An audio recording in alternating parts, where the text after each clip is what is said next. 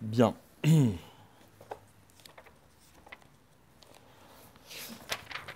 Alors, dans la paracha qu'on va lire ce Shabbat, donc c'est la paracha de Toldot, on va nous raconter l'histoire de la naissance de Yaakov et de Esav. Alors, comme vous le savez, la Torah, elle commence en disant Vele Toldot Yitzhak ben Avram, et voici la descendance de Yitzhak, Avram Olidat Yitzhak. On aurait dû nous dire, voilà la descendance de Yitzhak. Yitzhak a eu Esav et Yaakov. Or là, on nous dit, Avram a enfanté Yitzhak. Bref, on va donc assister à de la naissance de deux enfants qui vont d'abord tourmenter leur mère parce qu'elle ne sait pas qu'elle en a deux. Elle a l'impression qu'ils sont attirés aussi bien que c'est un enfant qui est attiré par le bien et par le mal. On va lui dire, t'inquiète pas, il y en a deux. Et la Torah, elle raconte comme ça, elle dit Vaimleu yamea la ledet veine tomim be vitna. Donc elle est arrivée à terme, elle a accouché, et veine tomim be vitna, dans son ventre elle avait des... Comment on dit des jumeaux? Et là il y a marqué quoi? Tomim. Il y a un défaut. Bon, Rachidi manque un aleph, etc. Mais il y a un pirouche qui dit comme ça, il dit en fait, quand ils sont nés, Abraham, Yaakov et Esav, décidément, au début, ils sont égaux. Ok? Ils sont égaux, si ce n'est qu'ils ne se ressemblent pas. Le premier, il est Admoni Kulo Kaderet Sear, il est très poilu, rouquin, etc. Après, il y a le deuxième qui tient le talon de son frère, etc., etc. Et voilà que la Torah, elle dit Vaïgdelu Ameharim. Alors les jeunes enfants ont grandi. Vayehi Esav Ish Yodeat Saïd Ish Sadeh, Veyaakov Ishtam, Yoshev Oalim.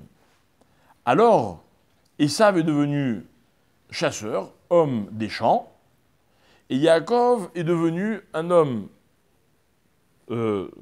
parfait, tam, d'accord, donc Yoshev Oalim, assis dans les tentes. Donc, qu'est-ce qu'on voit de ce pasouk? Lorsque les enfants ont grandi, alors l'un est devenu un chasseur, malin, et l'autre est devenu quelqu'un de simple, naïf, pur, qui étudie la Torah. Qu'est-ce que vous comprenez de là? Qu'avant de grandir, quoi? Il n'y a pas de différence. On aperçoit leur différence à partir du moment où Vaïgdelu Aneharim. Torah continue, Vayeheav Yitzhak et Esav, et Yitzhak a aimé Esav, pourquoi? Ki tsaïd bepiv, ça veut dire? Alors, tsaïd bepiv, ça veut dire tout ce que vous avez dit, d'accord? Mais le pshat, c'est qu'en fait, avec sa bouche, il arrivait à tromper son père. Il était habile, comme un chasseur, avec sa bouche. D'accord? Donc en fait, qu'est-ce qu'il aimait, Yitzhak? Hein? Eh non.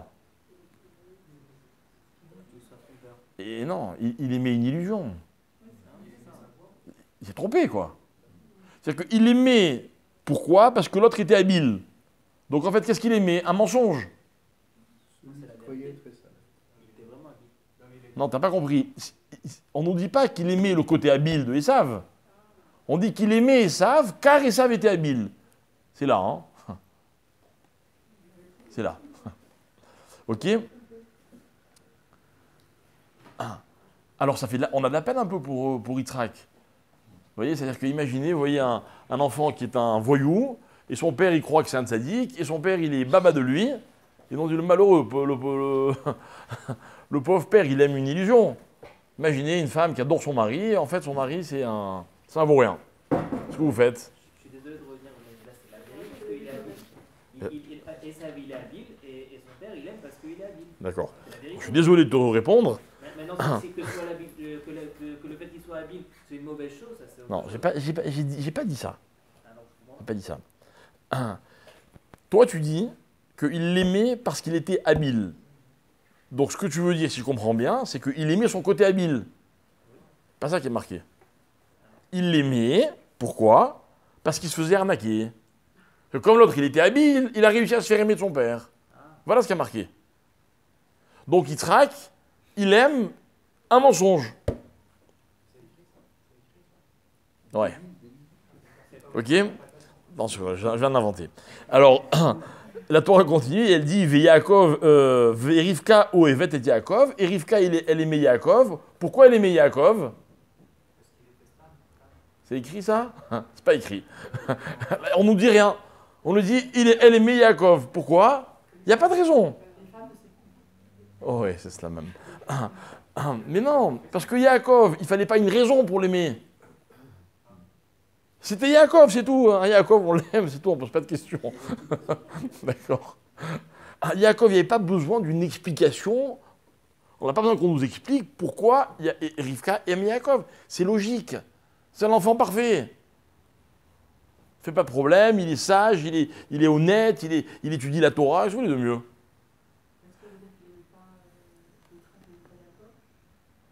C'est pas marqué.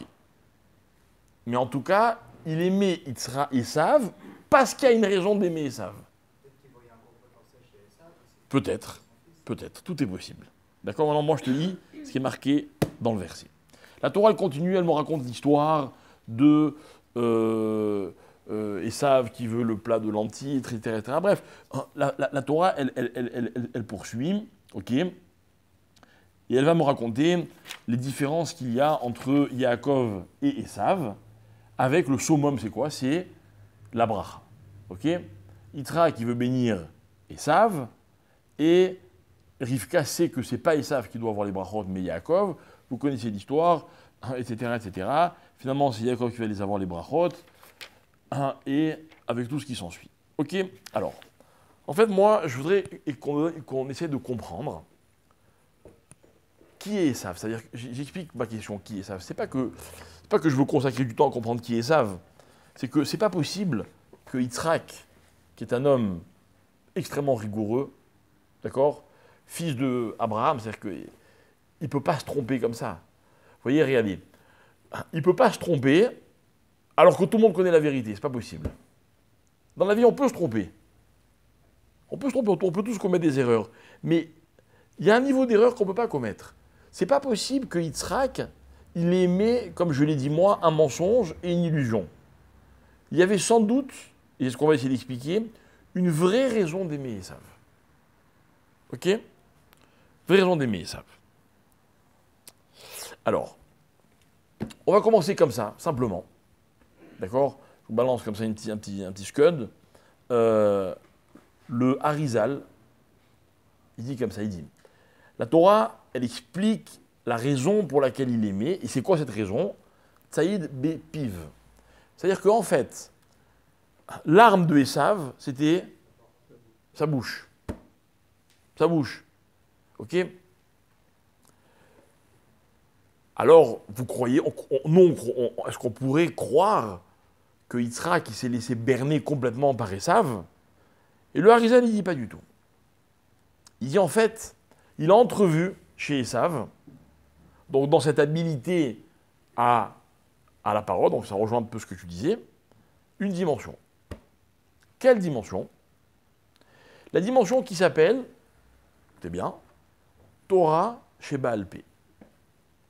Vous savez que la Torah, sa première partie, c'est Torah chez Birtav, ok? Donc c'est écrit. Et la deuxième dimension de la Torah, c'est Torah chez Baal Pé. Ça veut dire quoi chez Baal Pé? C'est-à-dire qu'en fait, ce qui va donner son sens à la Torah chez Birtav, c'est le fait que des hommes ont su enseigner la Torah. À l'origine, c'est quoi Torah chez Baal Pé? Ce sont des chachamim qui discutent et qui vont dire chacun ce qu'il pense. Rappelez-vous, on a cité plusieurs fois cette fameuse Mishnah, la première Mishnah de Pirkei Avot, qui nous dit, elle nous raconte la Mishnah, le Seder, selon lequel la Torah a été transmise, l'ordre. Elle commence par Moshe Rabbeinu, puis après par Yehoshua, puis après par les Nevi'im, les prophètes, les Ekenim d'abord, après les prophètes, etc. Et en fait, ils disaient quoi, toutes ces personnes, elles disaient quoi? Moshe, il a raconté quoi? Hein? Que Dieu lui a enseigné. Bravo. Akadosh Baruch Hu lui a donné un texte, et Moshe, il a enseigné ce texte. Et Yoshua, il a enseigné quoi? Voilà, exactement. Ou Messara lit Yoshua. Donc Yoshua, il a reçoit de Moshe, il enseigne exactement ce que Moshe lui a dit. Ve Yoshua lisait Kenim. Les anciens, ils ont enseigné quoi, les anciens? Qu'ont enseigné les prophètes, ce que les anciens leur avaient enseigné. Et ainsi, Anshe Knesset Agdola. Écoutez bien. La Mishnah conclut en disant Em Amrou Shelosha Dvarim. Eux ont dit 3 choses. Question. Ils ont dit que 3 choses. C'est-à-dire, eux, ils reçoivent la Torah des prophètes qui l'ont reçu des anciens de Yoshua, de Moshe, et on nous dit, ils ont dit 3 choses. Oui. Ils ont enseigné la Torah qu'ils avaient reçue, mais ils ont rajouté 3 enseignements.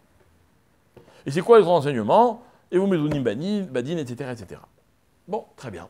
Ça reste, écoutez bien, un groupe de personnes, Anshe Knesset Agdola, ça veut dire que, en fait, ils sont liés, et ils sont liés également dans leur enseignement. Vous voyez, imaginez que on reçoit la Torah d'un maître, tous ensemble, là, on reçoit un shiur, un maître, il vient, il nous donne un enseignement, et nous, qu'est-ce qu'on fait? On va et on répète fidèlement, précisément, ce que notre maître nous a enseigné. Très bien. Très bien. Mais il y a une dimension supplémentaire, c'est quoi? C'est qu'à eux tous, ils ont réussi à rajouter quelque chose. Et la Mishnah continue, et elle dit Shimon HaTzadik Aya Mishiyare Knesset Agdola. Attention, Shimon HaTzadik, il est l'un des derniers escapés de Anshe Knesset Agdola. Shiyare, c'est ce qu'il veut dire Shiyare? Ce qui reste. Ce qui reste. Il est ce qui reste de ces gens-là. Écoutez bien. Ouaya Omer. Et attention, révolution. C'est la première fois dans l'histoire qu'un homme va donner un enseignement qui provient de lui-même. Ou Aya Omer. C'est du jamais vu. Les seuls qui ont ajouté, si je peux me permettre de le dire comme ça, un enseignement, c'était les Anshe Knesset Agdola. Lesquels? Tous. Mais un jour, il y a un homme, il s'appelle Shimon HaTzadik, il est enterré là, à quelques centaines de mètres. Et cet homme-là, c'est le premier dont on donne un enseignement nominatif. C'est lui qui a dit. C'est une révolution. Le Harizal, il continue. Et il dit, celui qui a rendu possible, celui qui va donner son sens à toute la Torah chez Baal Pé, vous savez qui c'est? Rabbi Akiva, Chazak Baruch. Rabbi Akiva. Rabbi Akiva, quand Moshe Rabbeinu, il va mourir et qu'il voit la transmission de toute la Torah, et qu'il assiste au shiur de Rabbi Akiva, et qu'il ne comprend pas ce que Rabbi Akiva il dit. Et Rabbi Akiva, à la fin, il dit, je le tiens de Moshe Misinaï, etc., etc. Et Moshe Rabbeinu, il voit toute l'histoire de Rabbi Akiva, comment il va mourir. Qu'est-ce qu'il dit, Moshe Rabbeinu? C'est la récompense. Non, à part ça. Il entend que Rabbi Akiva il dit Et alors? Et qu'est-ce qu'il rajoute Moshe à Kadosh Baruch Hu? Pourquoi tu n'as pas prévu? Il a fait. C'est lui qui aurait dû donner la Torah au béni Israël. Qu'est-ce qu'il veut dire Moshe Rabbeinu? Tous les Rami vont expliquer, notamment le Harizal, il va beaucoup développer cette idée. Il va dire en fait, Moshe Rabbeinu, il a vu une autre dimension de la Torah. Laquelle? Torah chez Baal Pé. Moshe Rabbeinu, il a enseigné Torah chez Birta, la Torah écrite. Rabbi Akiva, il va donner un nouveau souffle qui s'appelle Torah chez Baal Pé. Oubliez maintenant la chronologie, Shimon HaTzadik, Rabbi Akiva, d'accord, peu importe. Le Harizal, il dit, Yitzhak Avinu, en voyant le parcours de son fils Esav, il a compris qu'un jour viendrait un homme qui transmettrait une Torah qui s'appellera Torah chez Baal Pé. Une nouvelle dimension. Une Torah qu'on transmet. C'est quoi par la bouche? C'est quoi Tsaïd Bépiv? Vous avez déjà rencontré, vous, des gens de Tsaïd Bépiv? Je vais raconter une histoire qu'on m'a racontée il n'y a pas longtemps. Quelqu'un m'a dit, voilà, je suis très embêté, hein, je donne un cours de Torah, et dans ce cours de Torah, il y a quelqu'un qui gagne sa vie de façon très malhonnête. Ça se passe à Natania, mais enfin peu importe, ok. Et il me dit, je suis très embêté, qu'est-ce que je dois faire? Alors bon, bref, moi je lui pose un certain nombre de questions, et je lui dis, est-ce que tu arrives à en parler avec lui? Pourquoi tu lui dis pas franchement? Il m'a dit, écoutez, il est tellement brouilleur que j'arrive pas à lui parler. Chaque fois que je mets le sujet sur la table, il arrive à m'embrouiller. Il y a des embrouilleurs. C'est quoi un embrouilleur? C'est quoi un tsaïd d'épive? C'est quelqu'un qui est capable, quand il veut, de vous inventer ce qu'il veut pour que vous compreniez ce qu'il a envie que vous compreniez. Il va cacher une partie de la vérité, il va exagérer une autre partie, il va vous dire ça avant ceci, il va choisir l'ordre de ses phrases de façon très habile, juste pour que son objectif, c'est de vous faire comprendre ce qu'il a envie que vous compreniez.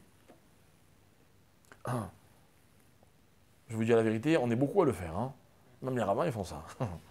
C'est vrai, imaginez quelqu'un, un rabbin, il commence à dire, je vais vous apprendre la Torah, alors, celui qui fait pas Shabbat, machin, il n'aura pas beaucoup de clients. Mais quand c'est pour enseigner la Torah, c'est une chose.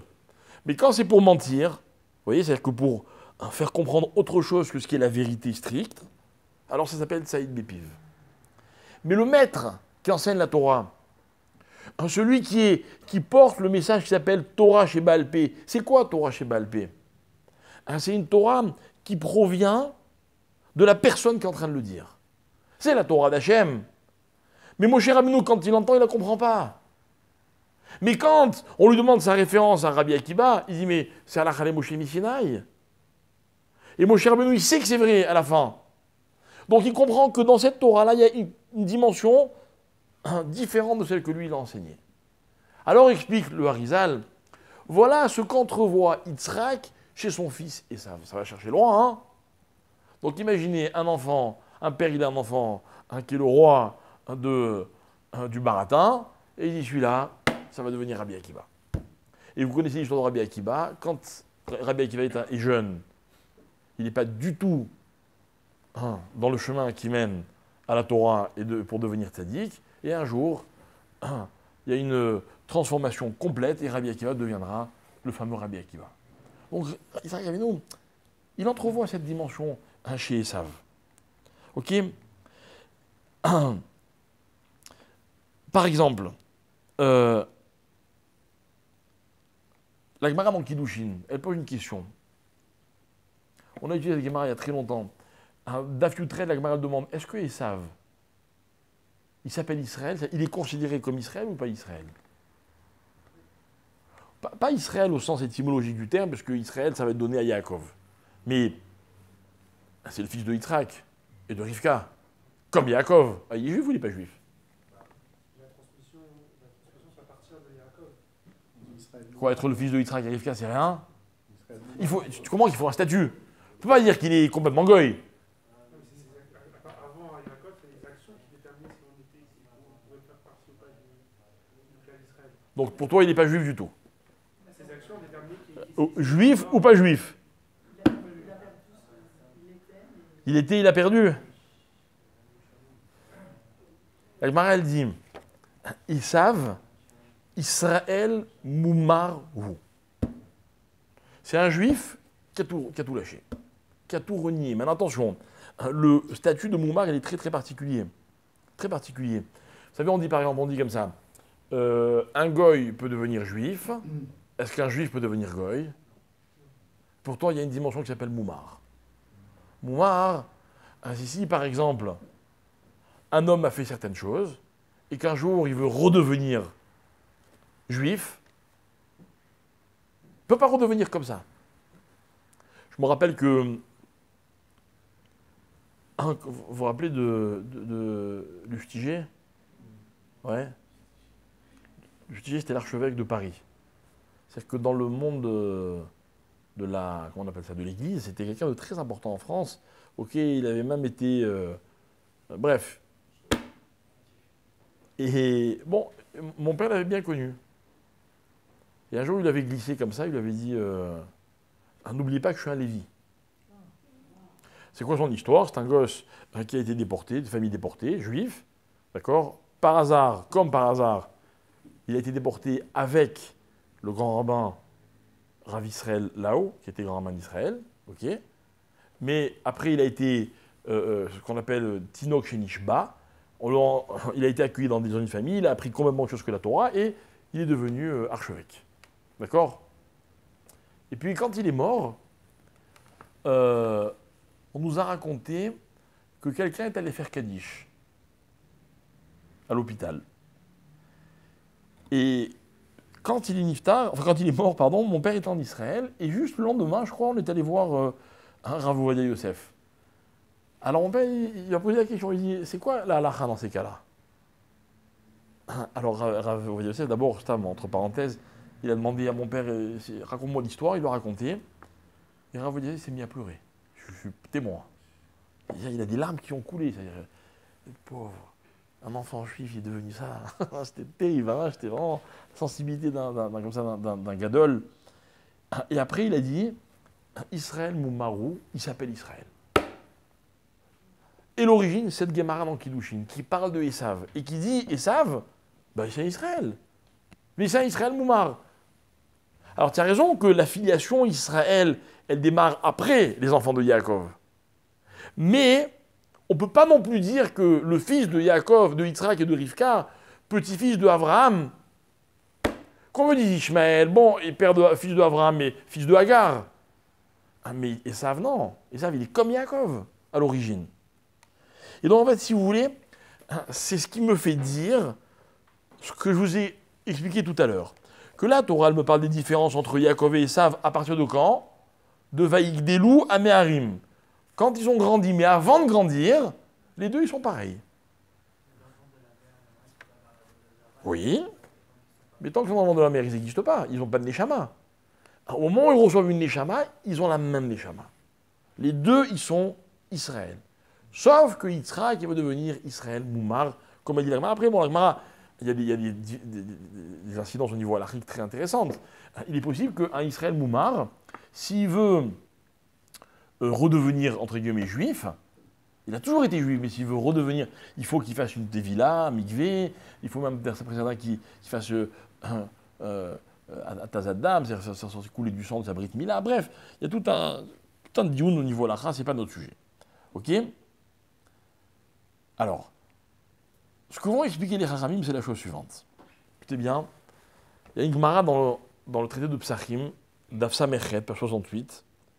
Là-bas, la Gemara, elle ramène les propos de Rav Shechet. C'est un des Chachamim, un des Amorim, un Amorim bien connu. Rav Shechet, il dit comme ça. Il dit, vous savez, la Torah, elle dit, qui est tser elev ha'adam ra mine urav. Ok, ça veut dire quoi? C'est-à-dire que l'homme, à sa naissance, il est bon ou il est mauvais? Il est mauvais. Pourquoi il est mauvais? Comment tu vois les serrages chez un enfant? C'est-à-dire, il veut quoi? Ses intérêts. C'est quoi ses intérêts? Ça veut dire qu'il pense qu'à lui.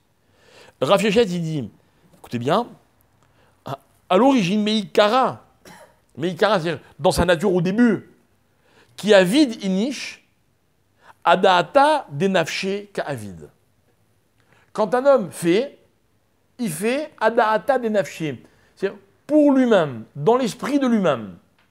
C'est une grande expression qui est reprise dans la Gemara. Adaata denafshe ka'avid, c'est-à-dire que vous avez vous avez des gens par exemple, ils demandent l'avis de personne. Je suis leur Dieu, je suis là, adaata denafshe ka'avid. Vous voyez, il fait par rapport à lui-même. Mais Rav Shechet, qu'est-ce qu'il dit d'intéressant? Il dit, mais c'est ça la nature de l'homme. Un homme, son souci c'est quoi? C'est lui. Et surtout quand un enfant, quand une personne est un enfant, il pense qu'à lui. Comme je le dis souvent, les théories modernes selon lesquelles le nourrisson il voit en sa mère un prolongement de lui-même, c'est la théorie la plus négative qui existe. Mais elle est vraie. C'est l'enfant, tout est à lui. Tout est lui. Hein, au début, c'est même pas que c'est à lui. C'est lui. Sa mère, c'est lui. Le monde, c'est lui.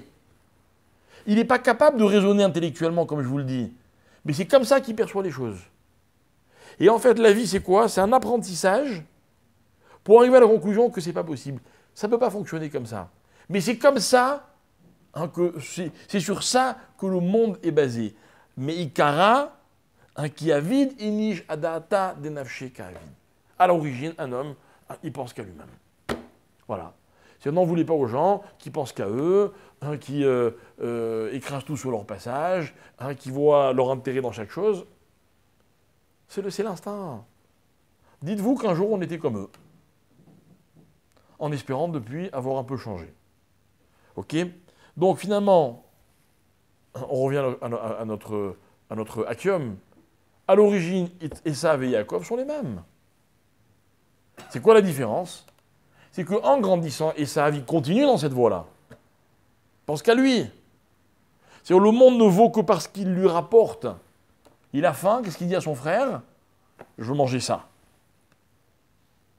Peut-être c'est pas bon, c'est pas grave. Ça me plaît, c'est rouge. Il s'arrête à l'apparence des choses quand elles lui plaisent. On est tous un peu comme ça. Hein. On aime ce qui, d'apparence, nous plaît. C'est une grande lacune. C'est même une défaillance chez l'homme. Mais en même temps, sa nature profonde. Maintenant, que fait Yaakov? Yaakov, non. Yaakov, il va aller s'intéresser à autre chose. Il va voir si, par hasard, il n'y aurait pas une autre raison que lui-même dans tout ce que la vie lui propose. Alors, regardez. Yaakov et Esav sont les fils de Yitzhak et les petits-fils de Abraham. Vous le savez, c'est super connu. Yitzhak égale Din, Yaakov et Abraham égale Chesed. Et donc, eux, ils sont le résultat de ça et de ça. Ok? Bien. Je pose une question logique. Moi, j'aime. Je vous donne une question, répondez-moi de façon rationnelle. Qu'est-ce qui est plus logique dans le monde, dans la vie? Din ou Chesed? Pourquoi? C'est-à-dire qu'en fait, le din, c'est quoi? Le din, c'est le résultat de ce qu'un homme mérite. Ok? C'est-à-dire que dans la vie, dans le monde, Dieu a créé le din pour me permettre d'obtenir, écoutez bien, ce que je suis capable d'obtenir. Et si j'ai envie d'une chose et je ne l'obtiens pas, on va me dire, c'est le din. Tu en avais envie, mais tu n'as pas été capable. Tout le monde comprend ça. Ça fait mal, ok? Mais c'est la vie. Un enfant qui ne réussit pas bien à l'école, il fait des efforts, il n'arrive pas. Hein? En fait, si on fait abstraction de tous les sentiments, il faudrait lui expliquer, dire que mon fils, t'es pas capable, pas grave. Mais c'est vrai. Le problème, c'est qu'on ne sait jamais de quoi un enfant est capable. Et si on lui dit qu'il n'est pas capable, on le condamne. En tout cas, on risque de le convaincre, et du coup, on enlève toute capacité potentielle qu'il aurait pu avoir. Mais en vérité, dans la vie, on perd un temps fou à essayer de faire des choses qu'on n'est pas capable de réaliser. Dans tous les domaines de la vie. Moi, je connais des gens qui rêvent d'être religieux, ils n'y arrivent pas. Un jour, ils s'écroulent. Et on leur dit, mais t'es parti trop fort. Le sentiment d'échec, de quoi il vient? De ce qu'on pensait qu'on était capable. On n'a pas respecté le din. En fait, sur quoi on s'est focalisé? Sur Chesed. C'est quoi Chesed? Un Chesed, c'est cette magie-là qui permet d'obtenir même ce qu'on n'est pas capable d'obtenir, même ce qu'on ne mérite pas. Donc, résultat, si un enfant, je lui fais trop de Chesed, qu'est-ce qu'il va croire l'enfant? Qu'il peut obtenir ce qu'il veut. Puisqu'il n'a pas été capable, il a obtenu quand même. Donc tu vois que c'est possible. Donc qui a raison, Yitzhak ou Abraham? On a un problème. Donc on va expliquer comme ça qu'en fait, ce qui permet à un homme de comprendre que le din, c'est la justice, c'est qu'il existe une autre alternative qui s'appelle le chesed. Si vous voulez, le chesed, il existe, j'ai presque envie de dire comme ça, je schématise, j'exagère un peu, il est fait pour ne pas être utilisé. J'explique ce que je veux dire. Je reprends l'exemple des parents qui éduquent leurs enfants. Moi, mes enfants, je peux leur donner ce qu'ils veulent. Je sais que je peux. Mais il faut que je me retienne. Mes enfants, ils savent que je peux leur donner. La preuve, c'est qu'ils vont me demander, ils vont insister, des fois, ils vont même m'exiger. Mais je vais tenir bon. Et je vais leur dire, je pourrais te donner, mais je veux que tu mérites. Et il n'y a que comme ça qu'on peut comprendre ce que veut dire mériter. Alors, regardez, qui n'a pas demandé à Hachem, je ne sais pas moi, par exemple, un exemple au hasard. Qui n'a pas demandé à Hachem de devenir riche? Franchement. Moi, je connais même des gens qui ont demandé à Hachem, écoute, donne-moi la richesse, je la mériterai après, t'inquiète pas. Mais je leur donne à moi-même sans que je la mérite. Tout ce qu'on demande à Hachem, on ne mérite, on ne le mérite pas. On ne sait pas, on dit, bon Hachem, toi tu es chesed, donne. Donne. Donne la santé à un malade, donne telle chose à telle personne, etc. Il mérite pas. Bon, Hachem, il est chesed. Alors, moi, je viens et je vous rappelle que Hachem, il est chesed. Le monde, il ne fonctionne pas qu'avec le chesed. Et vous savez quoi? C'est intéressant. Quand un homme demande, il compte sur le chesed. Quand un homme reçoit, il pense que c'est le din. D'accord? Demandez à tous les gens qui sont riches, ils vous diront c'est normal. Avec tout ce que j'ai fourni comme effort, c'est normal. D'accord? Encore une fois, je schématise. Maintenant. Donc en fait, c'est quoi le rapport entre din et chesed, c'est quoi? C'est que le din,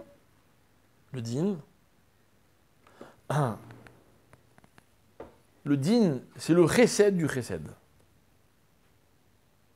Le chesed, c'est d'obtenir, mais d'obtenir d'une façon peut-être un peu, comment dire, pas valorisante.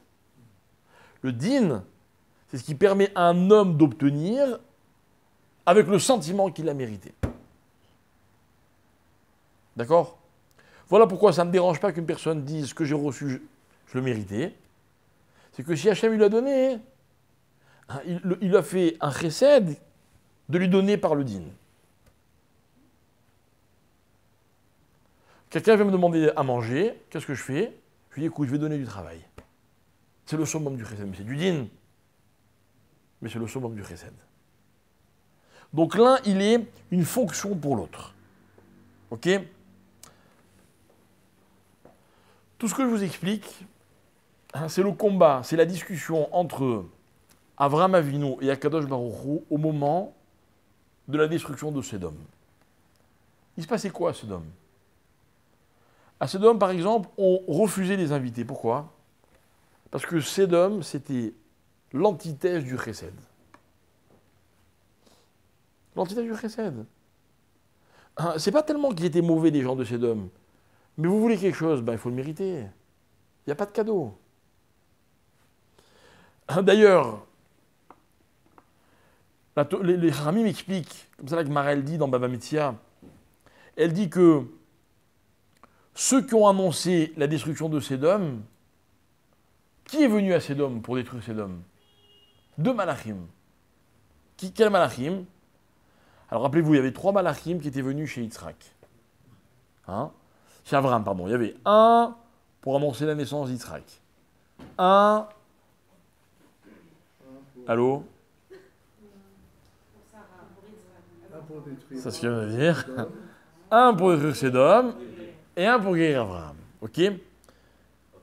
À combien sont allés les malachim? Non, à Sodome, pardon. À 2. Donc il y en a un qui a double emploi. Lequel?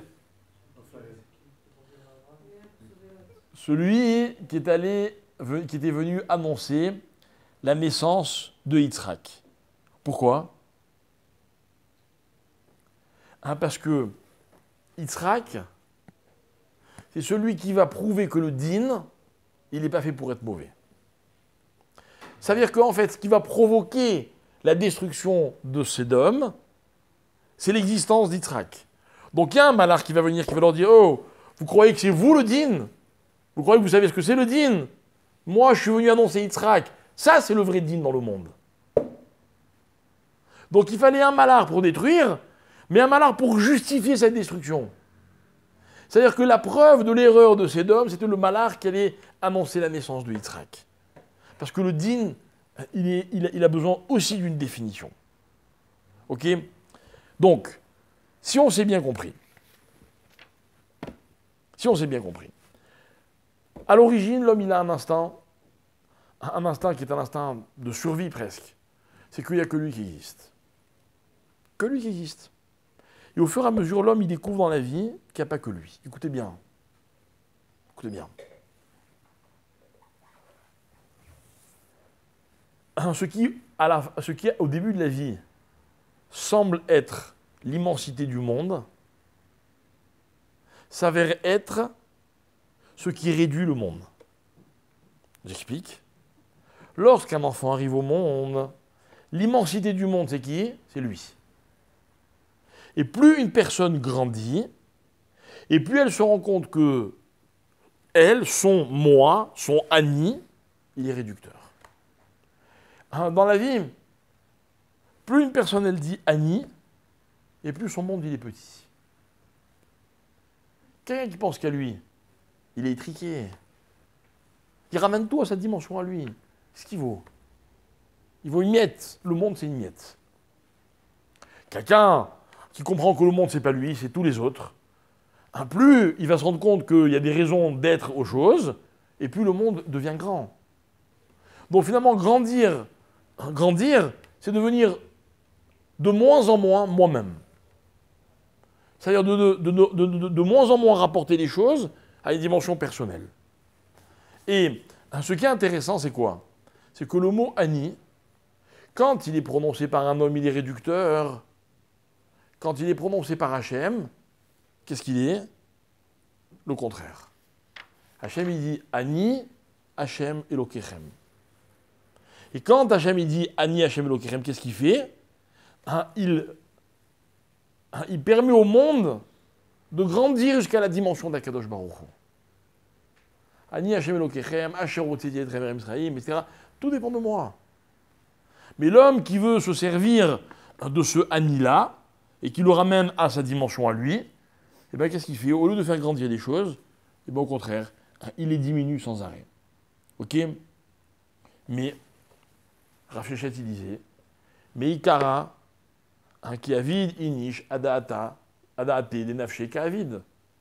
Mais l'instinct de l'homme, c'est quoi? C'est de ramener les choses à lui. Ça ne peut pas être autrement. Vous savez quoi, je vais vous dire? Si un enfant a le sentiment de manquer quand il est petit, il va grandir avec ce manque. Et donc, il grandira jamais. Par contre, si un enfant, on lui donne tout ce qu'il veut, enfin, on lui permet d'exister, on lui donne tout ce qu'il lui faut, quand il va grandir sans manque, sans frustration. Cette personne-là, elle sera beaucoup plus capable de penser aux autres que celui qui a été frustré. C'est paradoxal. Je traduis. Justement, on va voir. Je traduis, c'est-à-dire que si je permets à un enfant d'être très Ani, donc plus tard, il va devenir quelqu'un qui donne aux autres. Mais si je lui enlève, il manque de Ani, ben il va grandir frustré, il va toujours penser qu'à lui dans la vie. C'est vrai ou pas? On connaît tous des gens qui ont des problèmes existentiels, ok? Et ça fait d'eux des gens, comment on appelle ça en langage moderne là non, mais il y a un mot dans les relations que tous les psychologues utilisent à tort et à travers, pervers narcissique, vous voyez? Et il a besoin de détruire l'autre pour exister, avec classe, ok? Alors, qu'est-ce qu'on fait? Question de Dan, on lui donne tout? Alors la Gemara a résolu le problème. Gemara de Psachim, Dafnoun, page 50. Tout le monde connaît cette Gemara. Amar Rabbi Yehuda Amarav. Leolam yasok Adam batora ou bamitzvot afilu shelo lishma, shemitor shelo lishma balishma. La Gemara dit, tu sais, pour commencer à faire la Torah, il faut un intérêt. L'intérêt. Moi, je me rappelle, quand j'étais gosse, mes parents, si j'étudiais la Torah, j'avais une récompense. Je ne sais pas si ça existe toujours dans les écoles. À l'époque, il y avait des bons points. Vous vous rappelez des bons points? On recevait un petit papier de la prof. Quand on avait 10 bons points, on avait une image. Quand on avait 10 images, on avait... Bref, et à la maison, c'était pareil. Pareil. Ah, c'est comme ça qu'on apprend la Torah aux enfants. Les enfants, ils viennent à la synagogue, ils font une on leur donne un bonbon. C'est comme ça qu'on apprend que une mitzvah, ça vaut un bonbon. Ah, ça ne peut pas être autrement. Mitor, sheolishma, balishma. Moi, j'ai toujours raconté cette histoire où, avant de commencer à donner des cours mixtes, je suis allé voir un grand rave, très marmire, très connu. Et je lui ai dit, est-ce que je peux faire des cours mixtes? Il m'a dit non. Et j'ai insisté. Au bout d'un moment, il m'a dit, pourquoi tu veux faire des cours mixtes? Je lui ai dit, bah rave, si j'ai des jeunes filles, j'aurai des jeunes hommes. Si j'ai des jeunes hommes, j'aurai des jeunes filles. Pas vous, hein? De toute façon, ici, il n'y a rien à voir. Mais il y a des cours où on sait pourquoi les gens viennent. Mitor sheolishma, balishma. Non, c'est pas ce que je voulais dire. Je rigole au début, il m'a dit ok avec une maîtrise, on n'a rien gagné du tout. Mitor sheolishma, c'est pas moi qui me dis, c'est la Gemara. C'est-à-dire que la Gemara, qu'est-ce qu'elle me dit? Elle me dit, tu sais, même dans la Torah, une personne, permet-lui d'exister. Si elle existe, alors, après, elle peut se développer. D'accord? Quelqu'un qui fait la Torah chez Olishma, ça veut dire quoi? C'est quoi? Vous savez ce que c'est? En traduction de chez Olishma, c'est intéressé. Ça veut dire quoi? Faire la Torah de façon intéressée. Je ne parle pas pour un enfant qui va avoir des bonbons ou des cadeaux. Je parle pour un adulte. Ça veut dire quoi?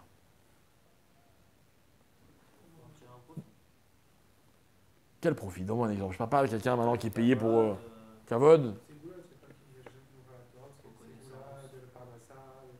Bon, et si au bout d'un moment ça ne marche pas, qu'est-ce qui se passe?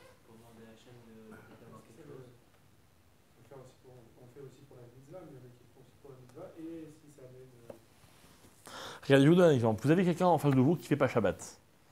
Vous avez envie de le convaincre de faire Shabbat. Qu'est-ce que vous allez utiliser comme argument? Racontez-moi, donnez-moi une idée.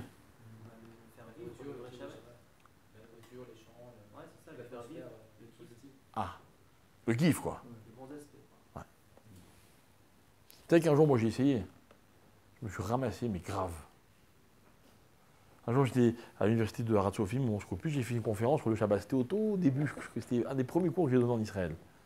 Et moi, j'étais convaincu, comme vous, je vais expliquer le Shabbat, le kiff, on est à table, en famille, on discute, machin, etc. Je fais tout un cours, vraiment, un beau développement. Hein. Puis au bout d'un moment, il y a une jeune fille qui me dit vous dites n'importe quoi. Alors, je dis pourquoi tu dis ça? Et elle me dit parce que moi, j'ai fait Shabbat. Et elle se tourne vers ses copains et dit, vous savez ce que c'est Shabbat? C'est une galère. On ne peut rien faire Shabbat. Alors que moi, elle me dit, depuis que je ne fais plus Shabbat, je vais avec mes copains, on sort, on va à la mer, on va faire ceci, bref, peu importe les détails. Je reconnais que je ne fais pas le poids.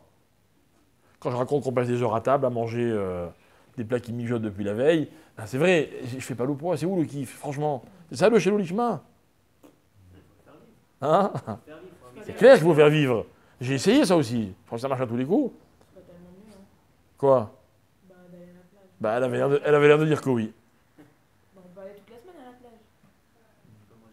Ouais, mais vas-y toute la semaine, et le Shabbat aussi. Bah non, il y a le Shabbat qu'on ne peut pas avoir de téléphone. Personne t'oblige à avoir un téléphone. Alors écoutez bien.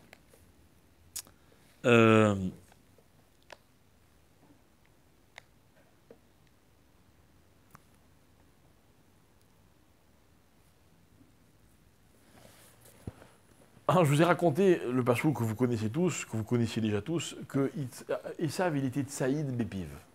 C'est-à-dire qu'il arrivait à embrouiller son père. Comment il embrouillait son père? Vous connaissez l'histoire? Quoi?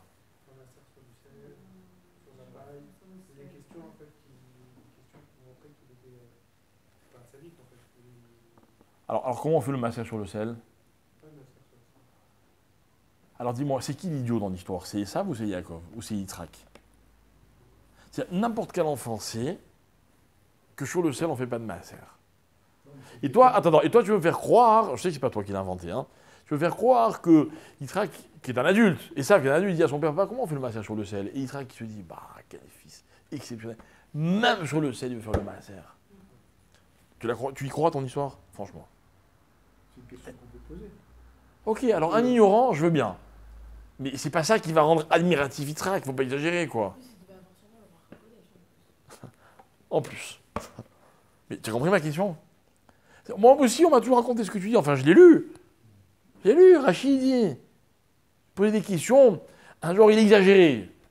Mais enfin, qui était dupe? Est-ce que c'est Esav qui est complètement idiot en pensant que son père, il va le croire? Ou est-ce que c'est Yitzhak qui croit son fils? Elle est très bizarre, l'histoire. Voilà pourquoi, mes amis, l'histoire est vraie, mais il ne faut pas la comprendre du tout au pied de la lettre. Il ne faut pas croire que Yitzhak, il a aimé Esav parce qu'il lui posait des questions complètement ridicules. Non. C'est que dans la question, il y a quelque chose de particulier. Ok? Et nos maîtres disent, ils disent la chose suivante. Vous savez, on dit tous les jours dans le schéma, Ve'aftat Hashem v'kra bechol levavecha. Ça veut dire quoi bechol levavecha? Levavecha. C'est quoi levavecha? Tes cœurs. Pourquoi tes cœurs? Il y a fait Yetzerara et Yetzeratov. Alors, je veux bien aimer Hachem avec mon Yetzeratov. Ça veut dire quoi aimer Hachem avec mon Yetzerara? Par exemple, comme je suis paresseux, je ne pourrais pas faire des péchés. Je ne pourrais pas aller me lever. C'est ça aimer Hachem. Vous savez ce que c'est aimer Hachem avec son Yetzerara? C'est le gars qui dit, moi j'adore le Shabbat, qu'est-ce qu'on mange bien? Comment? Le kiff du Shabbat. C'est ça Yetzerara. Mais attention, Rabotai, c'est du Yetzerara. Non, de manger bien, je sais pas moi, tout ce qu'on kiffe dans le Shabbat. Moi je connais quelqu'un par exemple, mais authentique, hein, je vous assure que c'est vrai. Hein. Bon, il est marocain, le pauvre, mais il se lève 2 fois dans la nuit, tous les vendredis soirs, pour aller vérifier la DAF. C'est le kiff de sa vie, la DAF. Maman, je le connais, vraiment. C'est ce que ça avait été. Et il faut l'écouter aussi, parce qu'il y a un petit bruit, un sifflement. Hein? Tu en connais? Ouais. Vérifier leurs origines. Bon, pas plus tard que cette semaine, vendredi soir dans la nuit, 3h du matin, je me suis réveillé. D'accord? J'ai entendu un bruit, je sors de ma chambre, et je sens l'odeur de la DAF. Vraiment, j'ai fait un kiff. Bon, j'ai pas goûté, hein. C'est du Yetzirah ou c'est du Yetzeratov? Écoutez bien. Écoutez bien. On va donner un sens à Yetzirah et Yetzeratov. On va enlever le sens. On va donner un sens. Non, écoutez bien. C'est mes cœurs. C'est mes cœurs, c'est moi. C'est moi. Moi, le Shabbat, je peux kiffer la tfila parce qu'elle est particulière, les mitzvot qu'a fait le Shabbat, mais moi, Yaakov Citruc, je vais aussi kiffer de m'asseoir à table, de manger un plat que j'adore. Et avec ma femme et mes enfants, et avec des invités, des amis, etc., prendre mon temps, tout ça, je vais kiffer. Vous voulez l'appeler Yetzirah? Appelez-le comme vous voulez. Vous savez comment je l'appelle, moi? Je l'appelle par mon nom. Parce que c'est ça, moi. Maintenant, attention, je vais vous dire quelque chose. Vous savez d'où il vient le kiff de bien manger le Shabbat? Donc quand je suis né, ma mère, je pensais que c'était moi. Qu'au début de ma vie, tout ce que je faisais, c'était à data des nafchés. J'ai toujours vécu pour moi. Ah, maintenant, écoutez bien, quand j'ai grandi, je me suis rendu compte que je ne pouvais pas vivre que pour moi. Pas possible. Mais j'ai appris avec le temps aussi que je ne pouvais pas vivre pas pour moi du tout. Que les deux, c'est impossible. Et quand la Torah met attention, ve'afta, bechol levavecha, c'est-à-dire que tu mets tout dans cet amour. Tes bons côtés, tes mauvais côtés. Vous êtes égoïste? Pas grave. Canalisez cet égoïsme et transformez-le en mitzvah. Ou bien cet égoïsme, il va vous aider à faire des mitzvot. Mais ce que la Torah m'apprend, c'est quoi? C'est que le Yetzer, c'est une énergie. Il y a un Yetzer Tov, il y a un Yetzer Ra. Mais les deux sont des énergies. Celui qui va dire, ah non, moi, j'ai pas de Yetzer Hara, hein. Imaginez maintenant quelqu'un, il vient et vous dit, moi, j'ai pas de Yetzer Hara. Ok? Ne l'écoutez pas. Ni quand il vous dit des choses bonnes, ni quand il vous dit des choses mauvaises. Il ne faut pas l'écouter, celui-là. Il dit n'importe quoi. Il vit dans une illusion. Celui qui vous dit, moi j'ai un Yetzirah Tov et j'ai un Yetzirah Ra. Et j'essaie de composer. Je jongle. Mais j'ai les deux. C'est-à-dire qu'il s'accepte avec sa nature profonde et il essaie de la rendre bonne. Ve'afta et Hashem Elokecha bechol levavecha. Ok? Le Zohar, il dit la chose suivante. Écoutez bien, c'est fabuleux ce que je vais vous dire maintenant. Alors, voilà, si vous êtes venu, vous avez galéré depuis 1 heure. Pour ça valait la peine. Le Yetzirah, il dit, il n'y a pas de simcha dans la Torah s'il n'y a pas de Yetzirah. Vous entendez? Presque on peut dire qu'il n'y a pas de simcha sur Yetzirah. Le Gaon de Vilna. Le Gaon de Vilna, il dit comme ça. Il y a une Gemara qui dit que il y a 2 choses que Dieu a données à l'homme et il lui a reprises. Et l'homme, il doit les reconquérir. Vous savez ce que c'est? La Torah et la femme. La Torah, elle fait partie de l'homme. Dans sa gestation pendant 9 mois, il apprend la Torah. Il arrive dans ce monde, paf, on lui reprend toute la Torah. Et voilà que toute la vie, le pauvre, il va galérer toute sa vie pour récupérer cette Torah. Et la femme, c'est pareil. Lorsque Dieu a créé l'homme, il a créé avec sa femme. Il a attendu qu'il dorme pour lui enlever la femme. Il dit, voilà, maintenant, elle est face à toi. Il faut que tu la reconquérisses. Et l'homme, toute sa vie, il va essayer de reconquérir sa femme. Toute sa vie. Ne croyez pas que le jour où on se marie, c'est terminé. Ça ne fait que commencer. Non, c'est vrai. Les autres, c'est parce qu'ils font en attendant, ils perdent du temps. Ok, mais le jour où on est marié, c'est vrai, quoi. C'est vrai. Vous connaissez l'histoire dans la Gemara? On raconte que, à l'époque de la Gemara, le lendemain du mariage, on allait voir le Khatan, les sages allaient voir le Khatan et lui demandaient, alors, matzah ou motzé? Alors, il y a une explication sur cette question. À la femme, au Khatan, on lui dit matzah ou motzé. Il y a une explication, c'est qu'il y a 2 psukim. Il y a un pasuk qui dit matzah isha matzah tov, et il y a un pasuk qui dit motzé aisha mar mimavet, un truc comme ça. C'est motzé aniyaita isha mar mimavet. C'est-à-dire que il y a un verset qui dit matzah tov, tu as trouvé le tov, matzah isha matzah tov, tu as trouvé la femme, tu as trouvé le bonheur. Et il y a un pasuk qui dit motzé ani, je trouve moi la femme aussi amère que la mort. D'accord? C'est une femme, elle peut tuer son mari.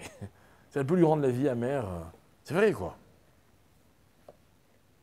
Alors, on demandait au Khatan, alors, matzah ou motzé? Déjà, il le sait. Bon, c'est une bonne question. On pose cette question. On dit non, mais ça dépend, etc. Bref, peu importe. Il y a une autre explication, beaucoup plus belle. Beaucoup plus belle. On lui demande alors, matzah, ça veut dire quoi matzah? Ça veut dire genre, ça y est, tu crois que c'est tranquille, tu as trouvé ta femme? Genre, tu as cherché, tu as trouvé, ça y est, c'est réglé? Ou alors est-ce que tu as compris que maintenant que tu as trouvé ta femme, maintenant tu vas passer ta vie à être motzé? Motzé, c'est un présent. Toute ta vie, tu vas devoir te demander est-ce que j'ai trouvé ma femme ou est-ce que je n'ai pas trouvé ma femme? Pas pour l'épouser, ça y est, je l'ai épousée. Mais est-ce que je suis censé découvrir de chez ma femme ou grâce à ma femme, est-ce que je l'ai atteint ou je ne l'ai pas atteint? Et la réponse est quoi?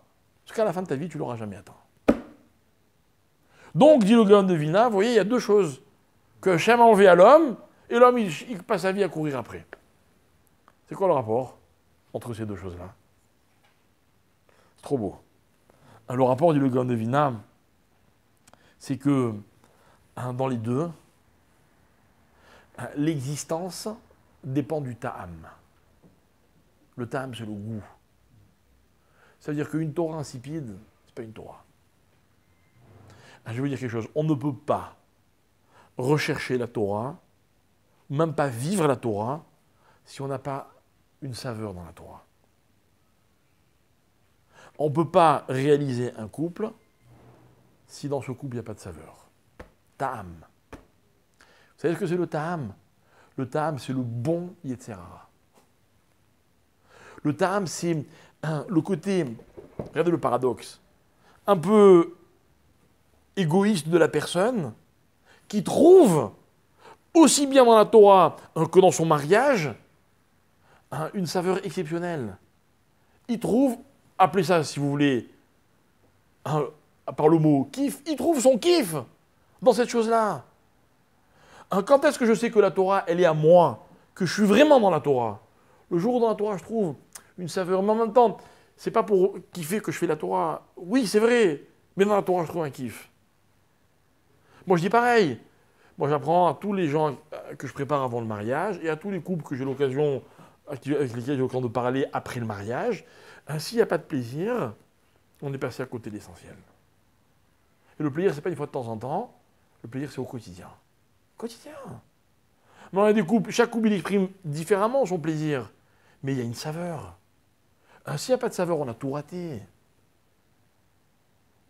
Alors, dit le Gaon de Vilna, Akadosh Baruch Hu, il s'est permis d'enlever ces choses à l'homme en l'obligeant à courir après elle, parce qu'il savait que comme il y avait une saveur dans ces deux choses-là, l'homme il serait prêt à courir derrière toute sa vie. D'accord? Et maintenant je reviens à Esav. Esav, il va chez son père, il dit, papa, le maaser c'est sur le plat principal. Je cuisine un plat, il y a des légumes, des fruits, il faut que je fasse le maaser. Mais papa, pour qu'un plat il ait du goût, il faut du sel. Or, moi, dit Esav, pour moi, ce qui compte, c'est le goût. Tu crois que je dois faire le maaser sur le sel? C'est-à-dire qu'en fait, la question de Esav, elle est magnifique. Elle n'a rien d'une tromperie. La question de Esav, elle est Esav. C'est une façon de dire, écoute, moi, dans la Torah, dans la vie, il faut que je trouve un goût, un ta'am, une saveur. Toi, dans la Torah, il y a une halakha qui dit qu'on prélève le maaser, c'est-à-dire qu'on transforme en mitzvah ce qui est essentiel, c'est bien. Mais moi, ce n'est pas ce qui est essentiel qui compte. C'est le goût que je trouve dans les choses. Alors dis-moi comment on fait le maaser. Vous savez quelle est la réponse? Il n'y a pas de maaser. Vous ne croyez pas que pour Esav, c'est une frustration? Eh bien, Esav, c'est ça son problème. C'est qu'il aurait aimé que la Torah, elle décide que le sel, il mérite aussi le maaser. Que la mitzvah, c'est aussi la saveur, le goût, le plaisir qu'on trouve dans la démarche. Et nous, on va lui dire, non, t'as pas compris. Quand tu feras la démarche, tu auras une saveur. Mais ce qui compte, c'est pas la saveur, c'est la démarche. Et moi, je répète sans arrêt. Moi, je sais pourquoi les jeunes ne se marient pas. Parce qu'ils cherchent la saveur avant le plat principal.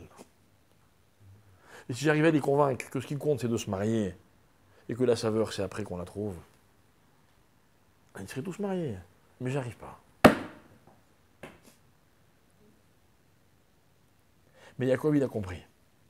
Parce que Yaakov, c'est un ishtam. C'est quoi tam? Tam, je fais allusion au cours de la semaine dernière, tam, c'est celui capable d'aller à l'essentiel. C'est ça, tam. Tam, c'est pas un naïf, c'est pas un simplé. C'est un homme qui n'a pas de problème dans sa vie. Il est lisse. Tam, c'est la différence entre un objet cassé et recollé et un objet qui n'a jamais été cassé. Ça, c'est tam. Tam, il est d'un seul morceau. Vous mettez le doigt, c'est lisse partout. Ce qui est essentiel, c'est essentiel. Vous croyez que Yaakov, il ne savait pas kiffer? Yaakov, quand il a rencontré Rachel, qu'est-ce qu'a dit la Torah? Il a aimé. Yaakov, il ne sait pas, il ne connaît pas l'histoire des sentiments. Yaakov, il n'a pas aimé son fils Yosef. Ça l'a joué des tours. Lui aussi, c'est un sentimental. Mais il sait ce qui est essentiel. Et toute la différence qu'entre Esav et Yaakov, c'est pas l'origine. Les deux sont Israël. Les deux, ils ont un Yetzerara, un Yetzeratov. Mais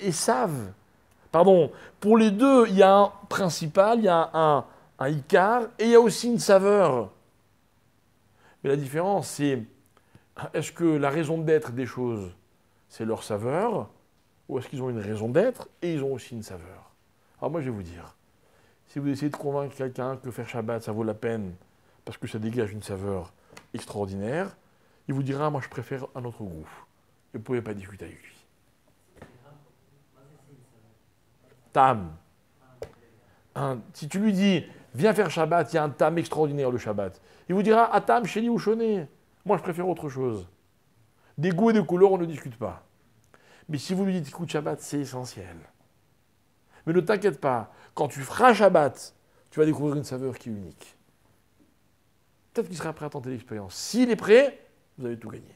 Faut faire du Shabbat. Ouais. Dit simplement, c'est comme ça. Ok ? Mais ce qui compte, c'est le ratio entre la saveur des choses et l'essentiel. Je ne suis pas contre la saveur, dit la Torah. Un Rabbi Raffichet, il disait, j'ai sauté une partie de la phrase, il disait, vous savez pourquoi je suis un homme heureux ? Parce que moi, j'accepte cette nature. Au début, on fait les choses égoïstement. Un Rabbi Yehuda, au nom de Rav Zira, un mitor sheolishma balishma. On sait que ça fait partie de la nature de l'homme. On ne va pas combattre cette nature. On va lui donner l'importance qu'elle mérite. La saveur, le plaisir, le yetzer hara, le côté égoïste de la vie, d'accord, mais ce qui est essentiel est essentiel. Sur le plat principal, on fait le maaser. Sur le sel, on ne fait pas le maaser. Il avait posé la question sur la paille. C'est la même histoire. C'est quoi la paille ? La paille, c'est ce qui soutient le blé. L'essentiel, c'est le blé. Mais la paille, ça lui donne une prestance au blé. Vous voyez, grâce à la paille, le blé, il est en hauteur, il est fier. Sur ça aussi, et ça, il voulait qu'on prélève le maaser. Et on a été obligé de lui répondre que sur ça, il n'y a pas de maaser. Et ça veut dire qu'en fait, c'est ça qu'il a aimé chez son fils. Il a dit en fait, quelque part, il recherche sa propre dimension dans la Torah. Alors il a pensé qu'en lui donnant les brachot à lui, il aurait pu le sauver. Mais Rivka, qui connaissait mieux ses enfants que leur père, ce qui est normal, elle a dit non. Au contraire, il risque d'utiliser les brachot avec sa philosophie à lui. Alors que Yaakov, c'est sûr que lui prendra les brachot et il en fera ce qu'il doit en faire. Et c'est la fin de la paracha. Donc c'est la deuxième partie qu'on a juste évoquée, mais sans l'expliquer. Voilà, bon,